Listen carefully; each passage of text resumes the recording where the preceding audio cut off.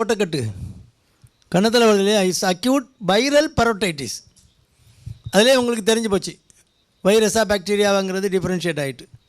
வைரஸ்னால் வர்றது மீசில்ஸு, மம்ஸு, ரூபல்லா, எம்எம்ஆர்னு ஒரு தடுப்பூசி இருக்குது.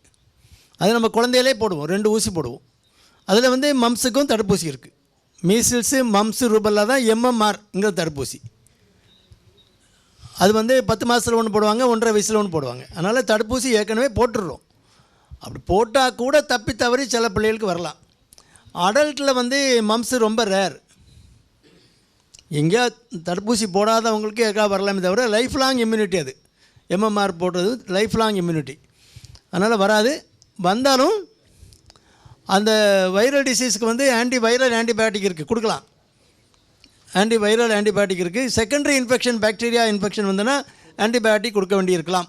அது ரொம்ப ரேர். சிம்டமேட்டிக்காக பேராசிட்டமால் மற்ற வைட்டமின்ஸ் கொடுத்தாலே போதும். தேவைப்பட்டால் தான் ஆன்டிவைரல் ஆன்டிபயோட்டிக் கொடுக்கணும். பைலேட்ரல் மம்ஸு வரும்போது என்ன ஆகும், ஆர்கைட்டிஸ் வரும். ஆர்கைட்டிஸுங்கிறது மம்ஸ், அதே வைரஸ் வந்து இதே மாதிரி டிஷ்யூ இருக்கிற கிளாண்டுங்கிறது டெஸ்டிஸை பாதிக்கும். பைலேட்ரலாக டெஸ்டிஸில் வந்து ஆர்கைட்டிஸ் வந்ததுன்னா டெஸ்டிஸ் ஃபங்க்ஷன் பண்ணாமல் போகிறதுக்கு ஒரு வாய்ப்பு இருக்குது. அதான் அதில் உள்ள காம்ப்ளிகேஷன். சில குழந்தைகளுக்கு சிலர் வந்து ஏசோஸ்பெர்மியான்னு சொல்லிவிட்டு நீங்கள் குழந்தை இல்லைன்னு டெஸ்ட் பண்ண போகும்போது அங்கே ஒன்றும் ஸ்பெர்மட்டோசோவாவே இல்லை அப்படின்னு ரிப்போர்ட் வரும். அப்போ நீங்கள் என்ன இன்றைக்கி ஹிஸ்ட்ரி கேட்டிங்கன்னா சோட்டக்கட்டு வந்ததா, 2 பக்கமும் வந்ததான்னா ஆமாம் ஹிஸ்ட்ரியில் இருக்கும். 2 பக்கமும் வந்ததுக்குமா ஆர்கைட்டிஸ் வந்ததா, அப்போது வெதரில் வீக்கம் வந்ததா, வலி வந்ததா, காய்ச்சல் வரும்போது வந்தது. அப்போ அந்த டெஸ்டிகுலர் ஃபங்க்ஷன் வந்து டேமேஜ் ஆகி போகும். இதுதான் ஒரு ட்ரெட்ஃபுல் ஒரு காம்ப்ளிகேஷன். அதே மாதிரி ஓவரியிலையும் ப்ராப்ளம் வரலாம்.